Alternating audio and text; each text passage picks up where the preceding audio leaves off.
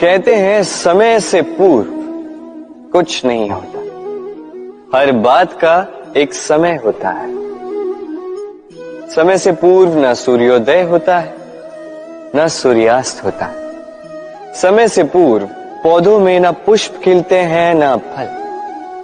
किंतु एक बात सोचिए, यदि वर्षा आने से पूर्व किसान भूमि ना जोते, वो बीज ही ना पिरोए, तो क्या फसल उगेगी? यदि योद्धा युद्ध से पूर्व अपने शस्त्र ही ना परखे, तो वो युद्ध कैसे लड़ेगा?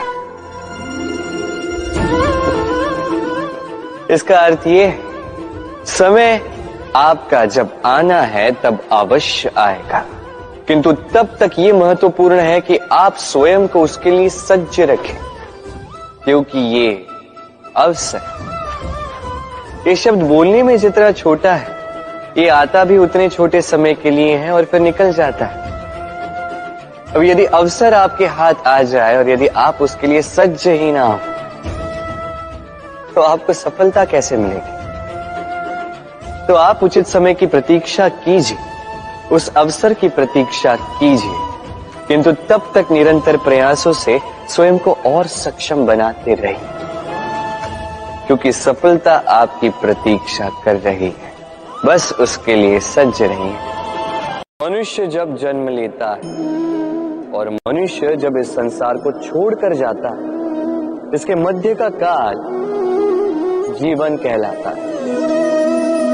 और इस जीवन में संघर्ष तो करना ही पड़ता है, कभी शिक्षा के लिए, कभी काम के लिए, कभी वास्तविक युद्ध करना पड़ता है। किंतु इस संघर्ष का सामना करने के लिए प्रकृति ने हमें एक और गुण भी भेजा, प्रयास। कभी किसी छोटे बालक को देखा, न कुछ बोल पाता है न कुछ समझ पाता, किंतु अपने घुटनों के बल पर समस्त आंगन नापने का प्रयास करता है। खड़ा होता है, गिरता है, फिर खड़ा होता है और अंततः वो चलना सीख ही जाता है,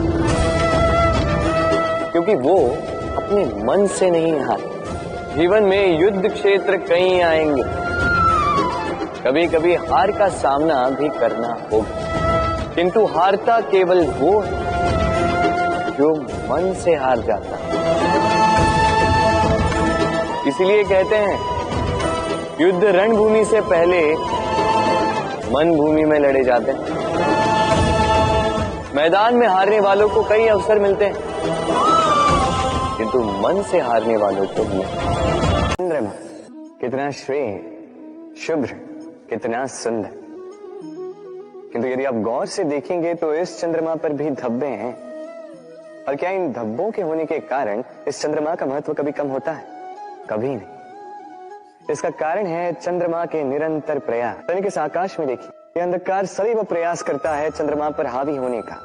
ये चंद्रमा हर समय इस अंधकार से लड़ता रहता है। अमावस्या से आरंभ हुई चंद्रमा की यात्रा पूर्णिमा तक पहुंच ही जाती है, और इसीलिए इस चंद्रमा की पूजा होती है, इसीलिए इस चंद्रमा को महत्व दिया जाता है। इसी प्रकार यदि आप में कोई दोष हो, कोई बुराई हो, तो कोई बड़ी बात नहीं है। प्रयास कीजिए कि उसे सुधार सके, किंतु इसके कारण स्वयं को नकारा मान लेना, ये अनुचित है। स्वयं की भूलों को, स्वयं के दोषों को, स्वयं की बुराइयों को भुलाकर तनिक इस संसार की भलाई की ओर तो प्रस्थान कीजिए। आप देखेंगे कि आपके भीतर का तेज उभर कर निकलेगा। एक चींटी का जीवन बहुत ही कम होता, 2 दिन, अधिक से अधिक 1 सप्ताह, बस। कितनी कम भोजन की आवश्यकता होती है उसे, किंतु फिर भी वो चलती रहती है, कर्म करती रहती है, अपनी आने वाली पीढ़ियों की विरासत के लिए। कर्म ना रोको, करते रहो, चलते रहो। कुछ ना मिला तो चलने में सिद्धास्त हो जाओ, लक्ष्य ना मिला तो एक सुगढ़ यात्री तो बन पाओ। कुछ लोग ऐसा सोचते हैं कि परिश्रम करने की आवश्यकता ही क्या है। इस प्रकृति ने हमें सब कुछ दिया है, जन्म दिया है, जीवन दिया है, ये प्रकृति हमारा पालन पोषण भी कर ही लेगी। आप बताइए, कभी आपने देखा है सिंह को सेवा करते हुए? नहीं ना। कभी आपने देखा है पक्षी को चाकरी करते हुए? नहीं ना। फिर भी उनका पेट तो भरता ही है। चलिए, आपकी ये बात मैं मान लेता। अब आप मेरे एक प्रश्न का उत्तर दीजिए। कभी आपने देखा है कोई जीव स्वयं चल के सिंह के मुख में आके बैठा हो और उसने कहा हो कि मुझे आप खा लीजिए, अपना भोजन बना लीजिए, अपना पेट भर लीजिए? ऐसा तो कभी नहीं हुआ। सिंह को उसका भोजन वन में मिल जाता है, किंतु आखेट उसे ही करना पड़ता है। यदि उसने नहीं किया तो वो तो कहीं भूखा मर जाए। यदि बात की जाए पक्षी की, तो प्रकृति ने उसे दाने अवश्य दिए हैं, किंतु उसे खोजना स्वयं पक्षी को ही पड़ता है। स्वयं को जीवित रखने के लिए घोंसला बनाना पड़ता है, जिसके लिए भी अत्यधिक परिश्रम करने पड़ते हैं। इस परिश्रम से दूर मत भागिए, क्योंकि यही परिश्रम दूर दूर तक आपका भाग्य बनाता है। जीवन में आगे बढ़ने के लिए आपको परिश्रम करना ही पड़ेगा।